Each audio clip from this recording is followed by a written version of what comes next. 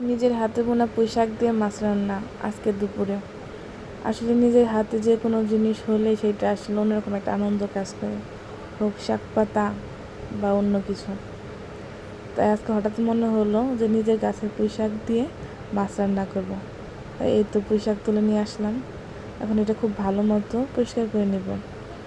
যদিও বাসার তেমন ময়লা মনে হয় না, যেহেতু বাজার নেওয়া হয় না, তবুও অনেক ভালো করে পরিষ্কার করে নিলাম। এরপর যে মাছ দিয়ে রান্না করবো সেই মাছগুলো ভেজে নিচ্ছি ভালো করে। আমার ছোটোবেলা থেকে পুঁই শাক অনেক ভালো লাগে যে কোনো মাছ দিয়ে।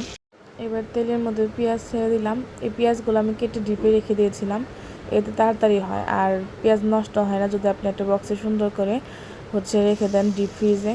যখন বের করবেন সেটা তেলের মধ্যে দিয়ে রান্নালে একদম সতেজ থাকে, নর্মালি রাখলে নষ্ট হয়ে যায়। যাই হোক, এবার লবণ, সজের গুঁড়া, মরিচ, তারপর জিরার গুঁড়া, হলুদ এগুলো দিয়ে ভালো করে মশলাগুলো কষিয়ে নেব। মশলা আসলে কষানোতে তরকারি মেন রান্না করাটা। মশলা যত ভালোভাবে কষানো হবে রান্না তত মজা হবে। মশলা কষানো শেষ, এখন আলু দিয়ে দিব। কালকে রাত্রে সিদ্ধ করা আলু ছিল, সেগুলো দিয়ে দিলাম।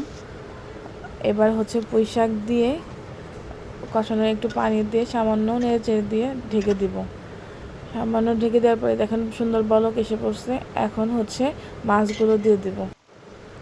আমি মাছ ভাজার তেলগুলো আসলে ইউজ করি এই ক্ষেত্রে, কারণ অনেক সময় দেখা যায় তেল অনেকটুকু থাকে, সেগুলো আমি তরকারির মধ্যে দিয়ে দিই। এতে তরকারিতে তেলও বাড়ে, সুন্দর একটা মাছের যে ফ্লেভার এটা তরকারিতে আসে আর দেখতেও ভালো লাগে। আমার তরকারি অলমোস্ট শেষ কষানো। এবার ঝোলের পানি দিয়ে দিছি।